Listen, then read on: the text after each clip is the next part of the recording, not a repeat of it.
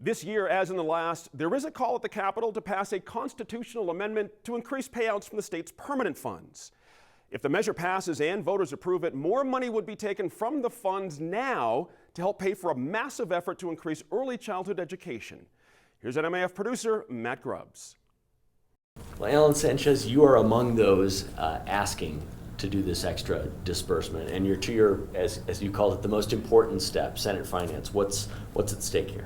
Well, what's at stake is really the future of the state. We hear people saying that we got to protect the future and that we need a healthy fund, and we can do both. We can have a healthy fund, and we can also have healthy children. In New Mexico, we live in a bubble. We become numb to the alarms that are ringing. This week, we find out that we rank highest in teen births in the nation. We also found out that 71% of all our births in New Mexico were on Medicaid. Those are children being born into poverty. And the other big alarm, which we're really numb to, is the graduation rate. 40% of our children not graduating. This is an emergency. And imagine a decade or two of that, we will have a huge population that is not employable or underemployable. As we look at this plan, is there another disbursement of this size somewhere else with some other big fund that you can point to that's taking 6.5%, that the corpus or the principle of that fund isn't being damaged? Well, there's many states have had permanent funds. Some have spent it all the way to zero, investing in the human capital, and that's why they probably have better outcomes and better reading and better well-being for children. We rank 49th in children's well-being. So some funds have actually been depleted. We're not asking to deplete it. We look at the return, and this is the very important piece of it. The return in the last 10 years, including the 2008 crash, has been 11% growth after distribution to the beneficiaries. Last year alone, it was 14.5. So the ethical issue for us is how much do you actually save of interest earned, and what's the cushion you need there? So when you talk about like foundations, they're stagnant. They don't have two sources of revenue as this fund does, because this fund grows even by a greater amount by gas and oil royalties. Those gas and oil royalties will continue to go into that fund, and then we're looking at leaving a 1 to 2%, sometimes some years will be 3% cushion of growth just from the interest. So we challenge what the SIC's analysis is, because they use a bloated inflation rate, first of all, and in that analysis they're not using the gas and oil royalty in there. But with the proposition that we're proposing, the fund will double by 2031. It will have doubled even though we're taking that money out of there. So it will grow slower. And this is the question. If we do nothing, even if we stop taking any money out, let's say we say we're not going to draw any money whatsoever, in 15 years, that fund will have lost power because the need is outgrowing the pace of the fund. Regardless of what return you would have, the need in our state is outgrowing that. The chance to be able to have the paradigm shift and put the state back on track is now. And this money, it has a 10-year sunset on it, will begin us down that road.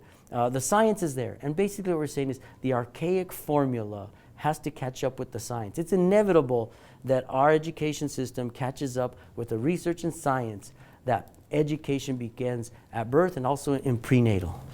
The politics has to catch up with this too. And as I talk to senators about this, they're aware of the study that you did and the public support that's behind this. Their concern is that the public doesn't understand, and that the public is more likely to vote for this because it sounds good. It sounds like a worthy investment. But then they say, wait a second, take a look at the last time that we did this, 2003.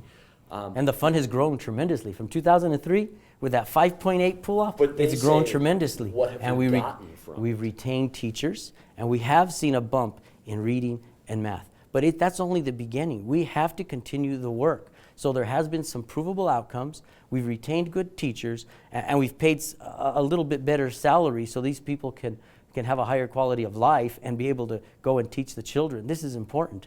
But our challenge, especially for the leadership in the Senate Finance, who I heard many times say, well, if we give it to the people, they're not capable of making that decision. How interesting. These are the very same people that are capable of electing them.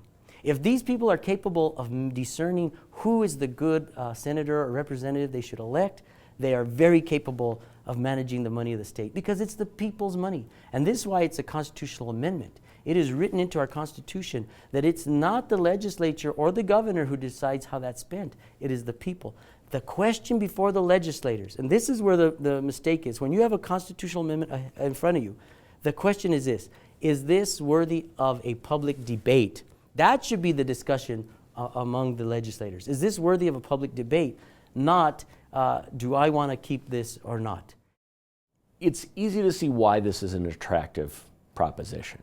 It addresses an area of great need in New Mexico. But why does it give some lawmakers legitimate pause? The term permanent, the permanent fund is what this is all about. These funds, there's two different permanent funds. We have the severance tax and the land grant. Those funds were developed many, many years ago for the sole purpose of trying to have a long-term future for New Mexico when our extractive industries were no longer viable. If we start messing around with a permanent fund, we won't have a permanent fund. We'll have something else. Endowments typically never take more than about 5% out of the proceeds. That seems to be the magic number that Stanford University or any of those major endowments use. And when we start going much above that 5% number, you start damaging the corpus of the fund. And if you do that, then my grandkids or great-grandkids won't have the benefit of that permanent fund and those revenues. That's a big fund, and yeah, it sounds very attractive to take some of that money out to use for other uses, and those are good uses. Everything they want to do as far as early childhood and so forth, those are good concepts. I don't have any issue with the need, but permanent fund is all about an endowment. It's all about saving for the long-term future of the state. People who support the idea, like Alan Sanchez, whom we've spoken to, say that this acts like an endowment, but it really isn't, since it's always getting money in from royalties from oil, natural gas, grazing on public lands, that sort of thing. But it is a permanent fund. It was written in the initial stage back in the first funds were early part of the last century, the first one. Later years, we came up with the second permanent fund. They are permanent. They are endowments. They are not to be touched as far as the corpus. When you take 6.5%, you start to tap into the meat of the fund. You take more than what the earning level, long-term earning level of the fund is typically perceived to be. Somewhere again around the 5% is considered to be the reasonable amount you can take out of an endowment and not start to affect the growth of the fund or the stability of the fund. That's the whole point. We want to have something 50 years from now or 75 years from now when I don't care about it, I won't be around, but the facts are my grandkids will be. And they will be worried about their children and what their needs for education and so forth are. We may not have oil and gas then, and if we don't, we will have we'll have the permanent fund to offset those extractives. The need for early childhood education, is it there? Oh, absolutely. I absolutely agree we have need for early childhood. I'm not opposed to that. I just think that this is kind of like a line in the sand we need to draw, because those are very sacred. We've got one of the best permanent funds in the nation. We've got the best future in the nation, if you look at it that way, if we don't mess around with something that will help us to get past that point in time when we don't have those extractive industries to carry the burden of all of our education and our state budget and so forth.